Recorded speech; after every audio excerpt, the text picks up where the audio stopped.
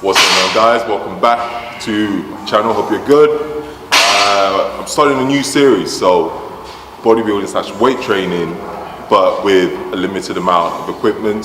So if you train at a CrossFit box, you're a weightlifter or you're a powerlifter, and you only have barbells and dumbbells, but you don't have resistance machines, I'm going to show you how I incorporate bodybuilding style training in a CrossFit box that you can implement to your training and explain why I do certain things in certain ways. So I hope you guys find a lot of the information useful and you can implement it into your training. Let's go. Okay guys, so we are going to start with push-ups. Now, before we even get to push-ups, make sure you guys spend at least 5 to 10 minutes doing some shoulder mobility before you start training. So have a look at my video. I'll try and put the link to my YouTube video for some of the upper body mobilities you can apply, or my Instagram video. So yeah, the aim of the push-ups is to do about 50 reps. That's right, 50. No half rep in these. I'm talking full solid reps all the way down to the floor and back up. Now just watch how my elbows are slightly closer to my body and not aligned with my delts. This puts less pressure on delts and focuses on chest. And make sure you are close to the ground, that you can almost kiss the ground when you're going down into the when you're going downwards. Don't have your elbows too close to your body, however, as that means more emphasis on triceps, which is what we don't want. So not too close, and again, not aligned too far out with your shoulders. The whole idea is to pre-exhaust the chest before the main workout. I've always done this before training chest. I usually do press-ups or cable flies. I find that it's the triceps and shoulders that fatigue before your chest, so before your chest when training. However, pre-exhausting the chest means it will fatigue equally.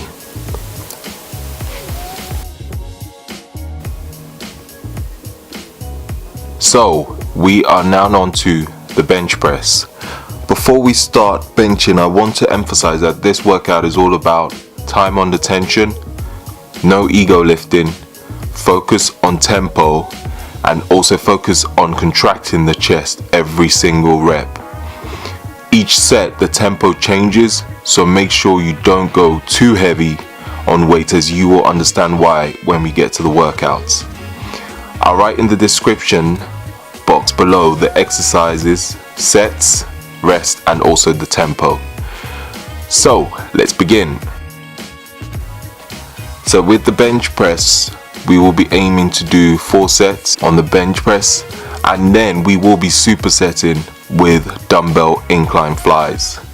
So with the first set on the bench press, we will be doing 15 reps at a 2-second eccentric tempo. What that means is when bringing the bar down towards your chest, it will take you 2 seconds. So count it out loud if you need to, or count it in your head, 1, 2, and all the way back up, as you can see in the video. And then after 15 reps, we will be supersetting with dumbbell flies with a 2-second eccentric and a 1 to 2 second squeeze off the dumbbells at the top of the movement. Again, as you can see in the video, with the dumbbell flies, we will be doing 12 reps on all 4 sets. So you'll be supersetting every time you do a bench press. Every set you will superset with the dumbbell flies. And so we're back onto the second set on the bench, and we're aiming for a 3-second tempo. The second set of the bench press and the third set, we're aiming for 12 reps at a 3-second tempo. And again, watch how slowly I'm going with the bar on the eccentric, making sure to maintain tension on the chest.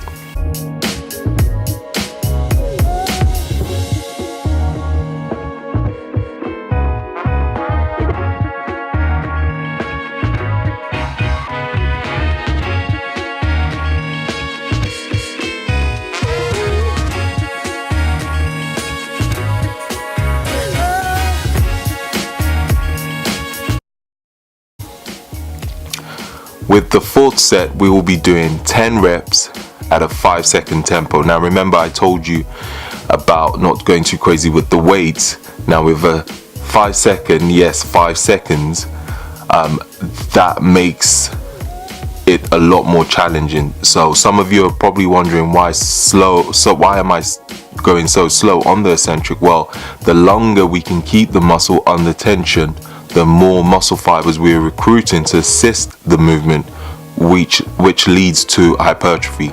Hence, the longer you can keep the muscle under tension, the better.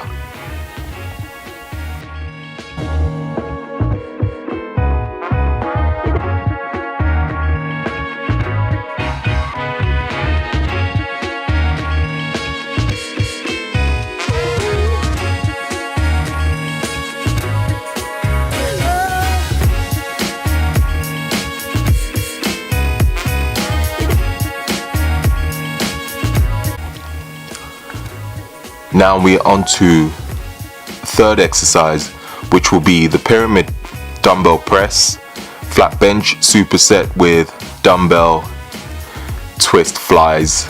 I know that sounds weird, but I will explain that in the video. So we'll start with the pyramid press.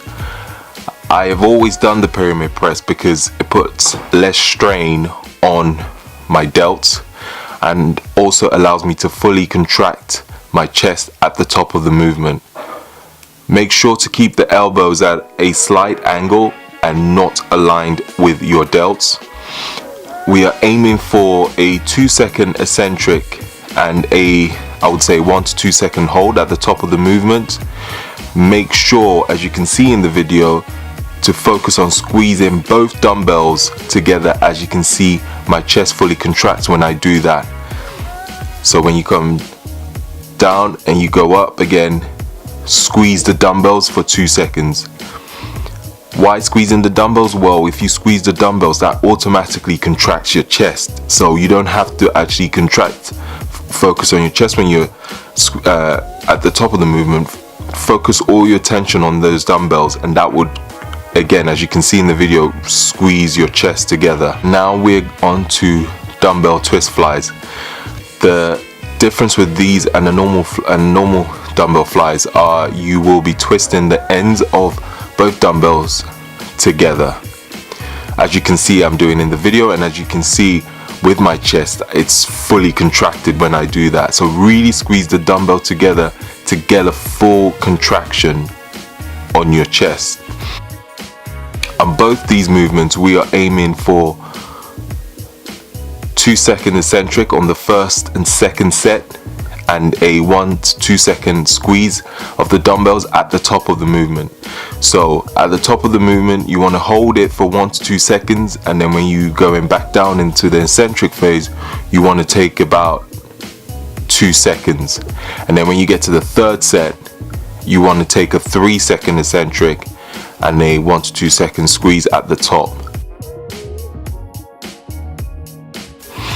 And I put an alternative for you guys also, so this will be on the floor. So if you have shoulder issues or you tend to overextend at the bottom of the movement on the bench, trust me, it makes a big difference. I actually like to do both, so alternate with bench and the floor, or you can do bench 1 week and then do these movements on the floor the next week.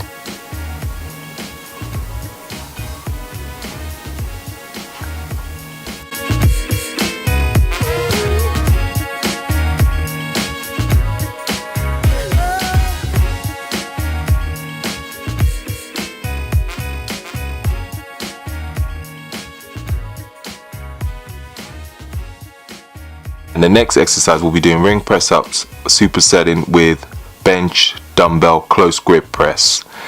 Now with the ring press ups, again, the same principles with normal press ups. Elbows, bring your elbows in close to the body but not too close. So, but you don't also want it to be too wide, so it shouldn't be aligned with your shoulders. Aiming for a 2-second eccentric and push back up as quick as you can. These are tough but really good for also working on stability, so expect it to feel strange at first, and you will probably shake a little bit when you start doing this, but you will get used to it eventually. And also, to make it slightly more difficult, I have given you a second version, which is feet elevated with a bench, or you can use a box. If you don't have rings where you train, putting 2 benches or 2 boxes close together does the trick. It won't be as hard as using rings, but still better than nothing. And then we'll be on to supersetting with closed grip dumbbell press. Now this is another one where some of you might not know how it works, but I'm going to explain to you what to do. So hold the dumbbells, as you can see in the video, close together over your chest, elbows close at all times. So now this one, you're going to have your elbows really close to your body when you bring the weight dumbbells down. Again, we're going to aim for 2-second eccentric. Hold for about a second at the top of the movement. Remember, just like the dumbbell pyramid press, rather than trying to squeeze your chest at the top of the movement, squeeze the dumbbell together as hard as you can. Like I always say, squeeze the hell out of it like it owes you money, literally. Aim for about 3 sets on both the press ups on the rings and the dumbbell close grip press. Keep the rest pretty short, so I will aim for a 40-second rest.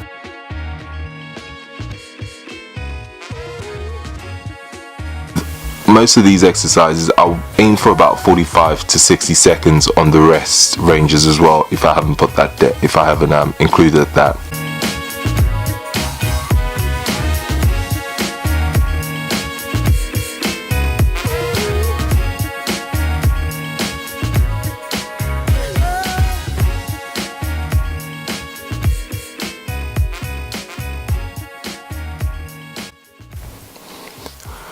On the 5th and final workout, we're going to do some decline push-ups. I know what you guys are thinking, this dude loves push-ups. And yes, I do.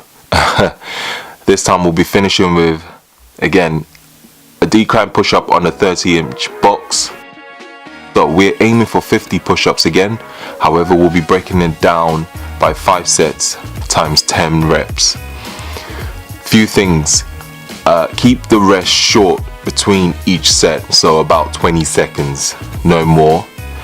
And also, like I said in the first push-up, make sure you can almost kiss the floor. But if, like me, your chest is twice the size, towards the end of a workout, make sure your chest touches the floor, because that's more likely to touch the floor before your face gets anywhere near the floor. So with the first set, we're aiming for 2-second eccentric, so 1, 2 down and push up. The second set, we're aiming for 3-second eccentric. The third set, we're aiming for 4-second eccentric, so 1, 2, 3, 4, push up as quick as you can. The fourth one, we're aiming for 5 seconds, and then on the 5th and final one, we're aiming to go as quick as you can.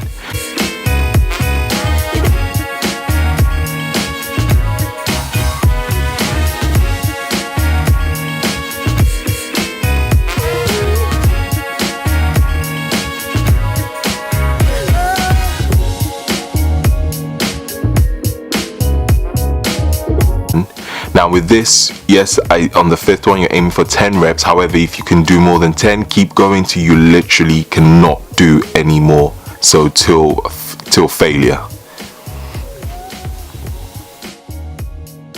Well, everyone, hope you found this video helpful, and hopefully you can implement this into your training. My goal is to bring you workouts that everyone from all different fitness backgrounds can do, even with limited equipment. Don't forget to please leave a thumbs up if you enjoyed the video, and leave a comment if you have any questions. Thank you for watching, and hopefully get the next training video out to you soon.